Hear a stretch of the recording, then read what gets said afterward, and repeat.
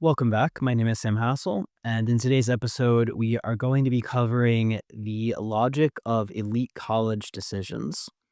So, in particular, we're going to be focusing on the theme that we discuss the most in this podcast, which is going to be this notion of an admissions hook.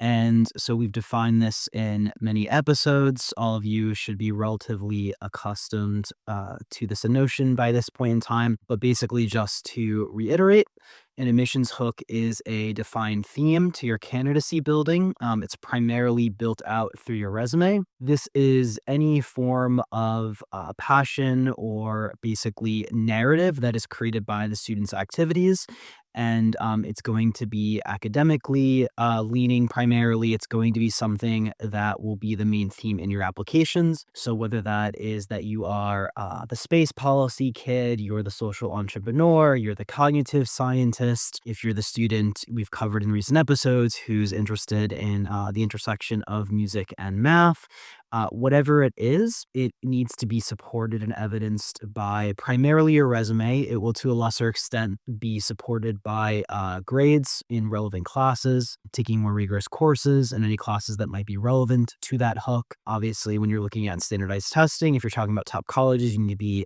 basically near perfect test scores, but the sections that will matter the most will be those that are relevant to your hook. So if you have a sort of quantitatively leaning hook or an engineering leaning hook, then you, of course, would want to place particular emphasis, and the admissions officers will place particular emphasis on your STEM sessions, so math and science. So that is basically what an admissions hook is. Now, we want to sort of cover a little bit here why an admissions hook matters for elite college decisions. Why does this factor so prominently? And I want to dive into this a little bit more, particularly as we have a lot of decisions coming out right now as we are in December 2025. And I want to discuss why this plays such a prominent role in the decision making process, particularly at top and highly selective colleges. So let's dive in. We're going to cover five different reasons, and primarily reasons why students who have a focused theme, a focused hook to their profile, versus, say, well rounded students who mainly dominated admissions decades ago, the 80s and the 90s. Why does that profile no longer work in elite college admissions at these highly selective colleges? So we're going to discuss five different factors that favor students who have very focused profiles centered around a clear through line, a clear theme, and admissions hook. So number one, focus profiles are very simply easier to read for admissions officers. So this would not have been as big of an issue many years and decades ago, but given the very significant uptick in the number of applicants and applications to the top colleges, and this has unfolded over many years. So with the advent of the common application that allows you basically to just, hit a button versus having to mail in applications and put stamps and all these different sort of barriers to entry, it's now much easier to apply to many different colleges. We have the influx of international students over many years and decades. You have students even in just the US domestically applying to all different colleges all across the country, whereas it used to be, sort of more geographically fragmented. And so you basically have a much greater volume of applications, all concentrated towards a lot of these top and highly selective colleges, right? And so it's not that there was ever a point in time where admissions officers were spending, 5 days on a student's application, but there certainly has been more pressure applied as you have a lot more applications. And even post COVID, we've seen a lot more sort of, seasonal readers or contractors reading applications. And so this pressure has been applied to a greater extent to the review time that can be allotted to any given application as you have more applications. But that being said, anytime that you are reviewing an application, whether it's for a job or for an elite college, as the reader of that application, you're going to basically reward people, and it's going to be a lot less cognitively taxing the more clear the themes are and the more coherent the story is that's being painted. And so, as you're just sort of going through and you're rushing through many different pages, you're going to really be able to paint a more coherent picture of the applicant if it all sort of makes sense and dovetails, right? And so if you're looking at an activities list, if the activities are all very disparate and different and they're all over the place and the student, plays a sport and then they do the violin and then they're part of the forensics club and then they do debate and then they do a newspaper and then they're, president of their class, it's just highly disjointed and all over the place. And then the essays talk about something different from their activities, right? And then they have some, grades that aren't as, good in, let's say that they have a couple B pluses in some STEM related classes in AP biology, but then they're saying that they want to be, a doctor.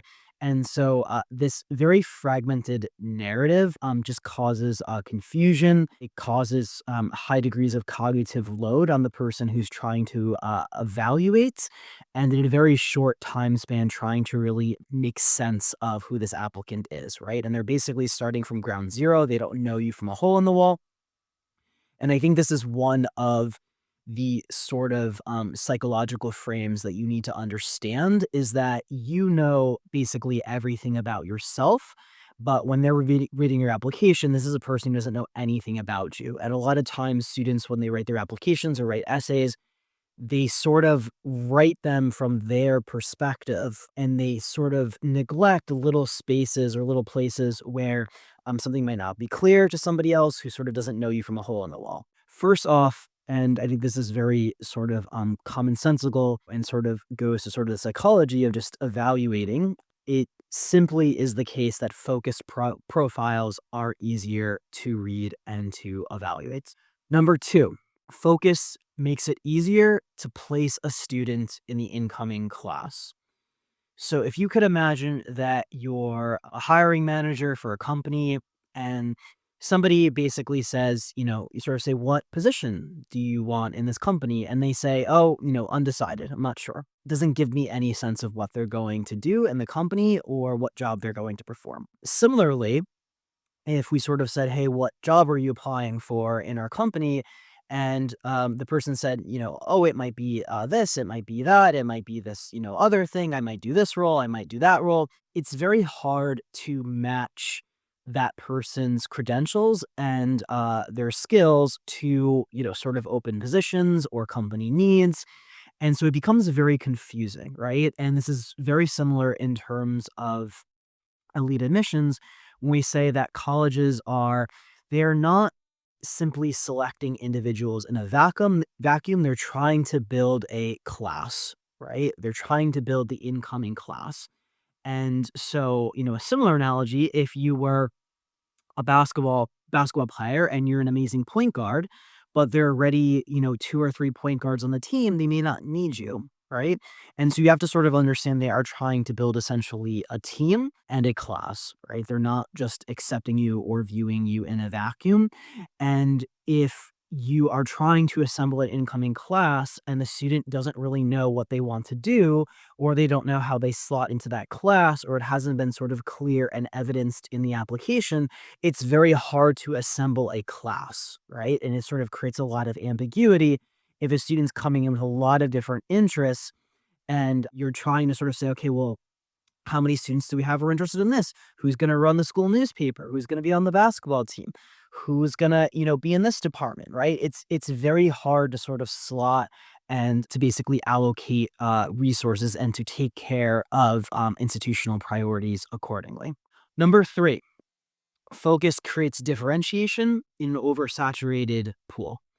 So, even though it has now been the case for decades that many of these top colleges have preferred students who are very sort of quote unquote more spiky or more focused, there are still many, many students who have very well rounded profiles. And so it still is an edge even in 2025, really 3 decades or so since I would say that there was a significant inflection point in admissions at these highly selective colleges, where you basically saw them turning the corner between, the main paradigm being well-rounded students to switching to much more focused and differentiated students. Even though that has been sort of decades since, many students still have this very well-rounded profile, right? And it still comes from a lack of knowledge about the admissions process and sort of what stands out. It comes from many sort of adults who went through the process, in a much earlier point in time and a sort of a different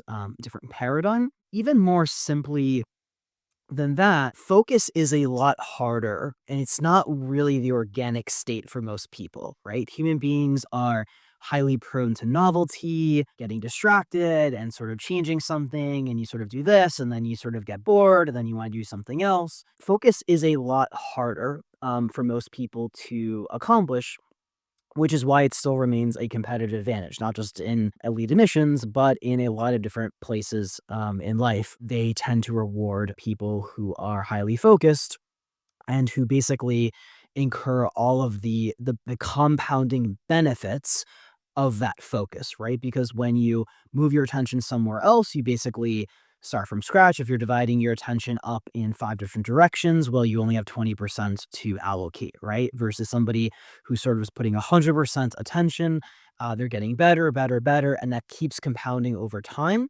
If they were then to switch their focus into something else, they might then be starting from scratch, right? And so you don't get all that sort of, very often what I say is like compounding progress or compounding interest. Focus is much harder, particularly for students who are younger, but just people in general. It tends to not be the default human setting.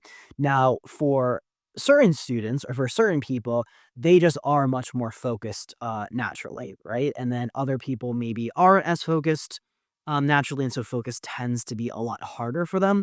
There are definitely students who clearly found something that they enjoy a ton and they are sort of all in on that. And for them, actually, lack of focus would be the harder out of the two, right? But generally speaking, on average, focus still is sort of an advantage by virtue of the fact that it is still on average less common, and it's less common in the applicant pools because it simply is more difficult than being well rounded. Right? It doesn't mean that for every person it's more difficult than being well rounded, but on average, it does tend to be more difficult. It does create differentiation in this oversaturated pool, with many students who do tend to still conform to the well-rounded profile, either via not having a passion or not wanting to be focused, or because they sort of don't know that this is important. Whatever the reason, it still remains a significant and competitive advantage, and it creates a more differentiated profile. Also, the specificity that goes along with having a more focused profile, it's just less likely to overlap with that of other students. And so we talk about this a lot from a strategic perspective. You want to reduce the amount of overlap between your application and the applications of other students. And if you just have a very well-rounded, diverse array of activities at a structural level, you look similar to a lot of other people, regardless of what the specific activities are. It just looks like a lot of, sort of different things and sort of discombobulated. And that sort of creates the angst and the frustration and sort of the admissions officer having to play the role of, Sherlock Holmes to figure this out. When you are more specific and you build a more specific profile, if you are focused on something that is not very common, not very overlapping, that is going to be a significant competitive edge. Now, if you're focused on something where a lot of other students, very similar to having a well-rounded profile like many other applicants do, but if you're focused and you're focused on something that many other students are also focused on, you may not be accomplishing much either, right? And so we've talked about very sort of oversubscribed, very popular paths, particularly business, engineering, computer science. And so in those fields, when you're in a very oversaturated, overly competitive field, focus is not going to be as much of a competitive advantage in and of itself. And there are certain fields that simply tend to attract many focused students in the first place. And engineering, sort of STEM more broadly, but particularly engineering and computer science, those fields tend to have a lot of students who found that interest at a much younger age on average versus many other fields. There aren't a lot of doctor prodigies, right, or biology prodigies, but there are a lot of students who started coding from a very young age and they were building things and taking apart the computer and they were interested in engineering and the Legos, cliche, right? And so you have to understand if you're in a very oversaturated field, it's almost similar to being a well-rounded student. Your top line positioning is not very unique.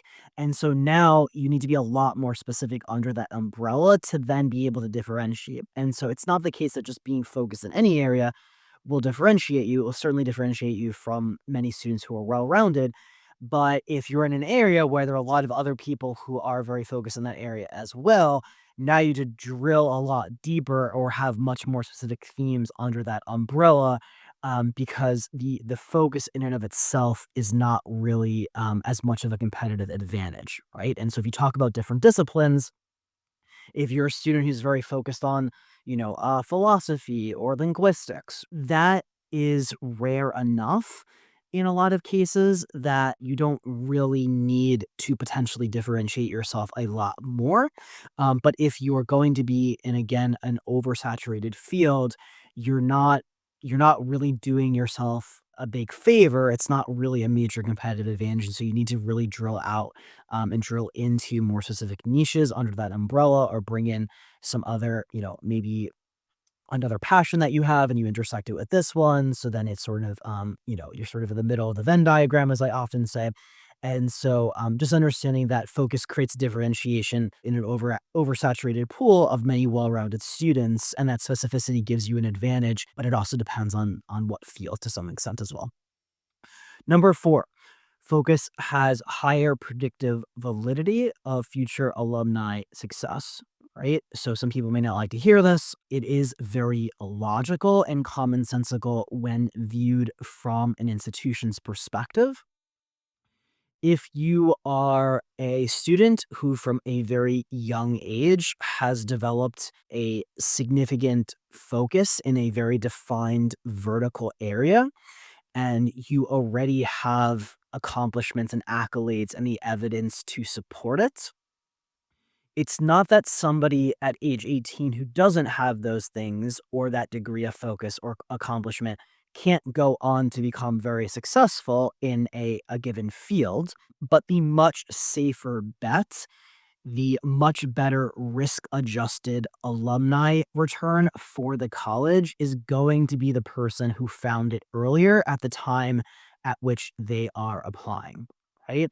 And so this is just very logical and very commonsensical. These institutions, they are big businesses.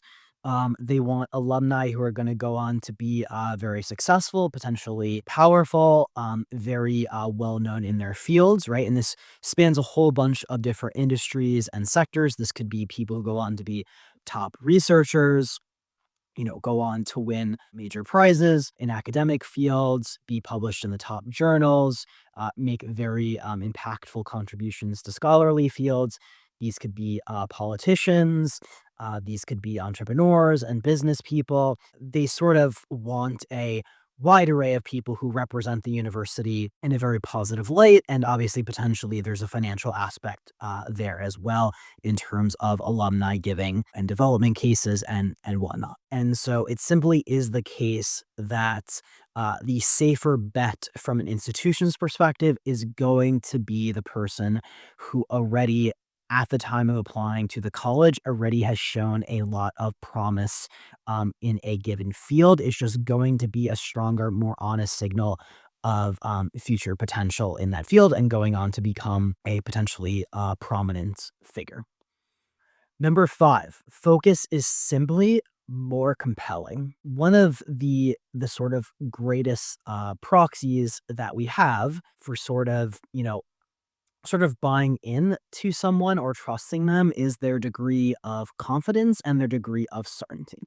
It doesn't mean that it's perfect. It doesn't mean that people can't sound confidence and actually, they may be confidently wrong.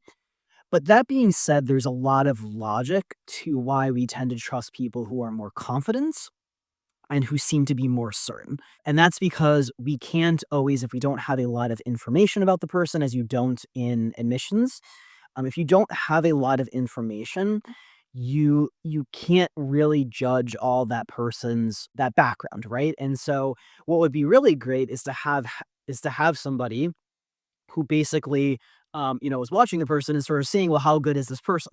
Well, the only person who sort of has that advantage in a way is the person that you're evaluating, right? They've been there throughout all of their experiences. And so, generally speaking, on average, people tend not to be confident unless they have evidence, right? And we're sort of taking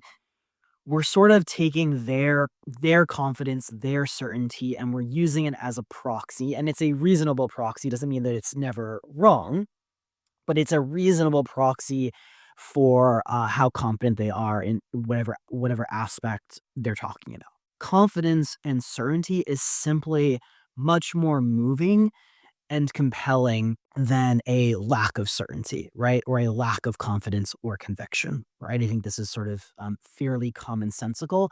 Somebody who sort of like, I don't know, I maybe want to do this and I maybe want to do that. And, maybe this is something relevant to, this thing on the campus. It's just not moving, right? We respond much more to people who seem like they know what they're talking about. They have a plan. It seems like it's well thought out. It seems intentional. These admissions officers, when they're giving you a potential very valued spot on their campus and in their incoming freshman class, it is much more moving and much more compelling for them to believe that there is something specific that you will do with it, right? Versus it just being vague and I don't know, I'm undecided, and maybe I'll do this, and maybe maybe these things have something to do with each other in my activities list, right? It's not compelling and it's not moving. And at a very simple level, certainty is just a lot more compelling than uncertainty, and confidence tends to be a lot more compelling than a lack of confidence. Very simply put, students who have very focused profiles, they are very clear, they're very intentional about their background, how it all comes together. They can paint a picture of a very clear skill set and very clear interests, and they can paint a picture for the college of how they'll bring that skill set and those passions and those interests to the college and what it will look like and how it will manifest at the college. And this is something that you do through your essays and specifically the school specific supplements, right? Where why do you want to study this? Why do you want to come to our college? What does that look like? How will you be part of our community, right? That is how you paint that very specific picture, right? And that simply is much more compelling than a student who doesn't know what that picture looks like of the college and them and how their skills, their interests, their passions mesh and merge with the campus and the opportunity that would be afforded to you. Okay, that is it. So if we covered 5 reasons why elite colleges, prefer students who have a focused hook versus well-rounded students. So first off, again, focus profiles are easier to read. They are less cognitively demanding. Focus makes it easier to place a student in the incoming class because you know very specifically what their function is and how they will contribute. Focus creates differentiation in an oversaturated pool. That specificity avoids overlap with other candidates, particularly the very common cliche well-rounded candidate. Focus has higher predictive validity for future alumni success. They would prefer to place bets on students who already have a clear focus and have potentially accomplishments and evidence to support it. And then 5, focus is much more compelling than a lack of focus. Certainty and confidence are much more compelling than a lack of certainty or a lack of confidence. That is it for this episode. Hopefully, you found it helpful, and we'll talk soon in the next one. Bye bye.